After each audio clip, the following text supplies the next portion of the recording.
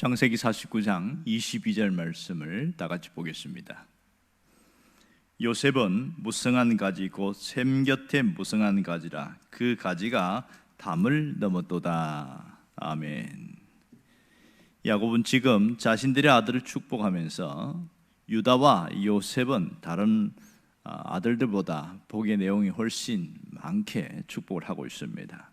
무려 5절에 걸쳐서 축복할 만큼 상당히 많은 내용을 얘기하고 있습니다. 이 요셉은 우리가 잘 아는 대로 11번째 아들이고 라헬의 첫 번째 아들입니다. 야곱은 이 요셉을 비유를 하기를 나무에다가 비유를 하는데 그것도 무성한 나무 이렇게 이야기합니다. 오늘부터 보면 긴 내용들이라서 좀 잘라서 함께 말씀을 나누려고 합니다. 자, 그러면 왜 요셉을 무성한 나무로 이렇게 비유를 하는 것일까? 이것이 의문점입니다. 무엇이 요셉을 향하여 무성한 가지가 있는 나무 이렇게 얘기를 했을까요? 그럼 도대체 이 나무는 어떤 나무냐는 겁니다. 우리나라하고 좀 다르기 때문에 이들에서 알 수 있는 나무는 포도나무를 얘기를 하고 있습니다. 그 가지가 본창에서 담을 넘어서 쭉 뻗어나갔다 그런 얘기입니다. 지금은 농업이 많이 발전하고 또 이렇게 물을 끌어다 쓰기 때문에 이 나무가 뻗어서 담을 넘는 것이 실상이지만 그 당시에는 그것이 거의 불가능할 정도였습니다. 그런데 요셉을 향해서는 유달리 이렇게 복의 기준이 경계가 없도록 이렇게 넘치게 하는 이유가 뭔가? 이것이 의문점이 되겠지요. 그러면 하나님께서 요셉에게 주시기를 원하는 이 축복의 범위나 그것이 얼마나 되는가 하는 것이 상당히 궁금합니다. 당시 그 중동의 이스라엘의 기후를 보면 상당히 땅 자체가 척박하고 상당히 어렵습니다. 비가 오긴 오는데 한번 비가 오면 강이 넘치긴 해요. 그러나 비가 그치자마자 그 물이 바닥으로 스며들어서 언제 비가 왔느냐 하는 그런 식입니다. 우리처럼 강물이 계속 흘러내려가고 그러지가 않거든요.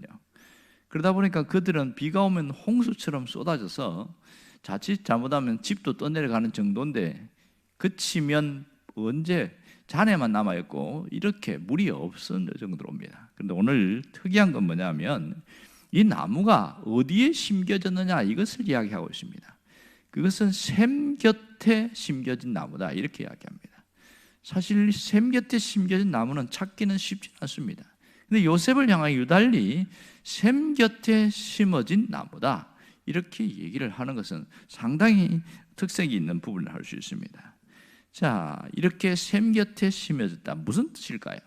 뭘 얘기하고 있을까요? 오늘 여기서 샘이 뭐냐는 것을 영적인 의미를 찾아 나가야 됩니다.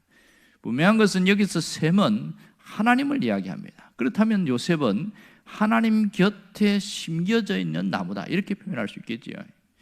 그럼 저절로 이렇게 되어지는가 그런 생각을 들게 되죠.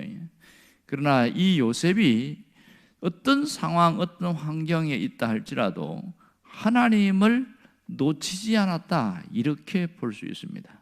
그것을 샘 곁에 심겨졌다 이렇게 얘기를 하고 있습니다.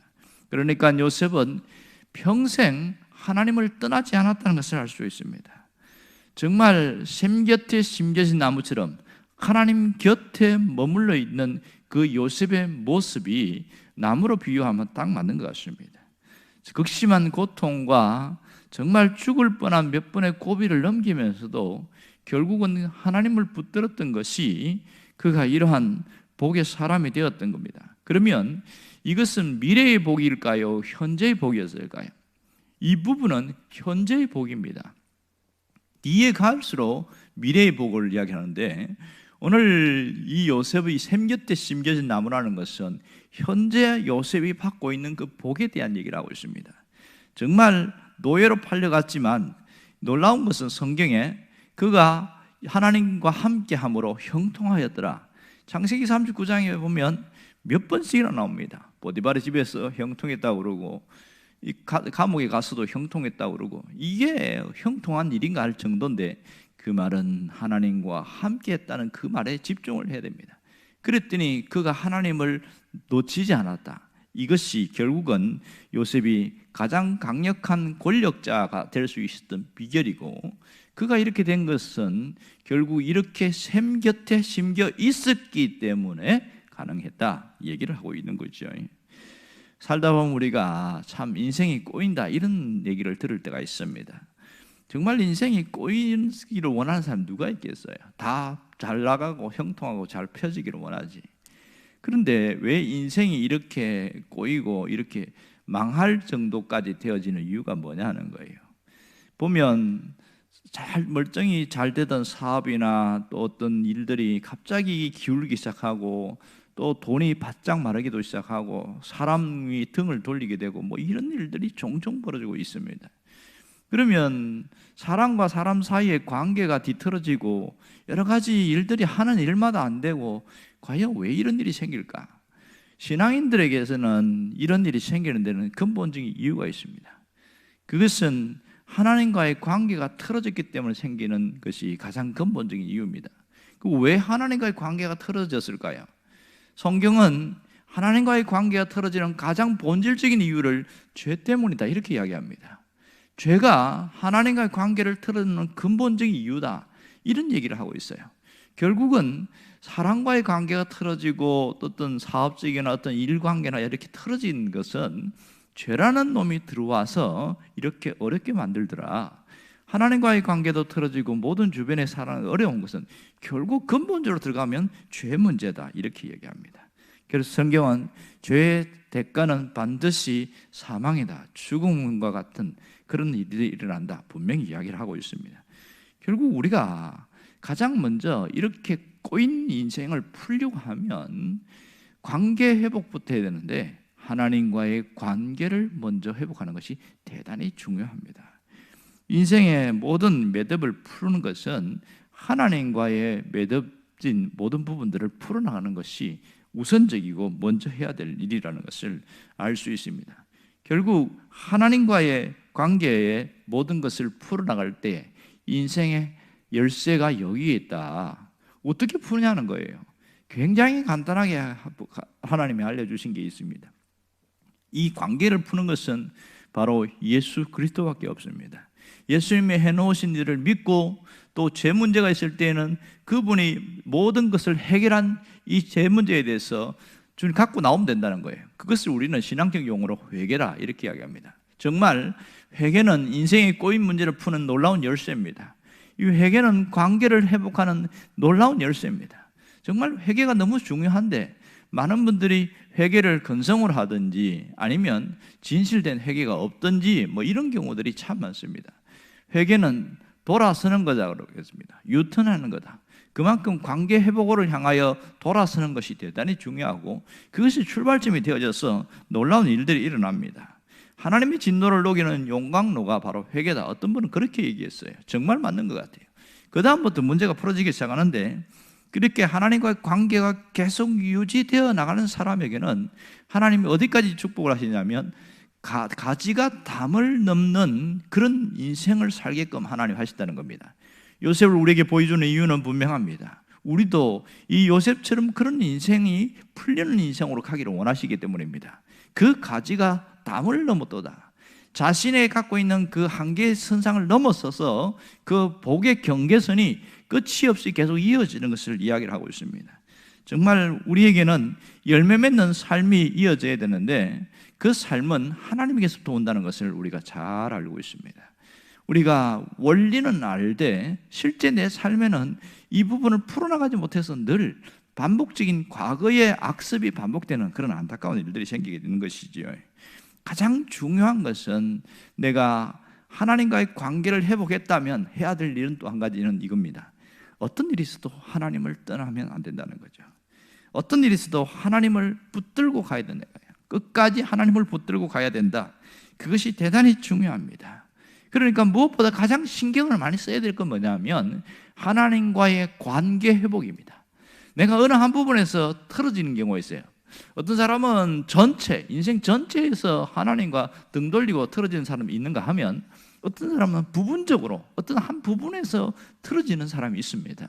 내가 그러면 어느 위치에 있는가 그걸 봐야 되겠지요. 이 아침에 나온 사람들은 인생 전체가 틀어진 사람은 아무도 없으리라 생각합니다. 그러나 하지만 어느 한 작은 부분에서 뭔가 틀어지게 되어질 때에 그것을 회복해 나가는 것이 대단히 중요합니다.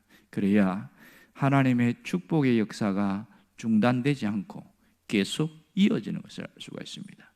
정말 야곱의 이 아들들을 통해서 우리에게 끊임없이 말씀하시는 것은 우리가 이런 축복의 사람이 되기를 원하는 거죠.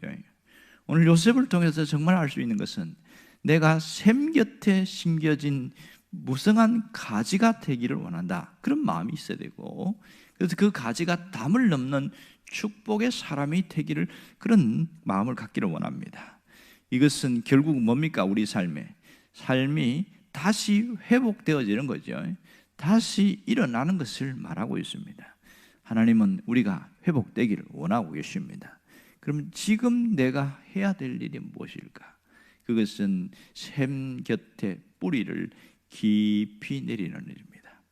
신앙은 샘 곁에 뿌리를 내리는 일입니다. 이 사람이 정말 뿌리를 많이 내렸는지 안 내렸는지를 뭘 통해 알 수 있을까요? 시련과 환난과 마음의 시험이 오고 이런 일이 올 때에 그 자리를 떠나지 않고 변함없이 지켜 있는 사람을 보면 그 사람이 정말 뿌리를 깊이 내렸는지를 알 수 있습니다. 겉은 화려하고 무성한데 자신이 어떤 조금만 어려움이 있고 마음에 흔들림이 있으면 늘 하던 경건 생활이나 신앙적인 모습이 중단되어지거나 무너지는 사람들은 아직까지 겉은 무성하지만 뿌리가 상당히 약한 사람입니다. 신앙의 뿌리가 약하다는 거죠. 우리가 매일매일의 경건 생활과 매일매일의 신앙적인 모습은, 몸부림은 뿌리를 깊이 내리는 작업입니다. 그렇게 해서 뿌리를 깊이 내린 만큼 신앙은 성장하고 성숙하게 되어 있습니다. 그 결과로 하나님 우리에게 주시는 게 뭐냐면 생활의 열매입니다. 하나님은 우리가 깊이 하나님께 뿌리를 내려서 그 은혜가 우리 안에 흘러오기를 원하고, 또 그 은혜가 우리 삶으로도 흘러가기를 원합니다. 그렇게 은혜가 흘러갈 때는 정말 달라지지요.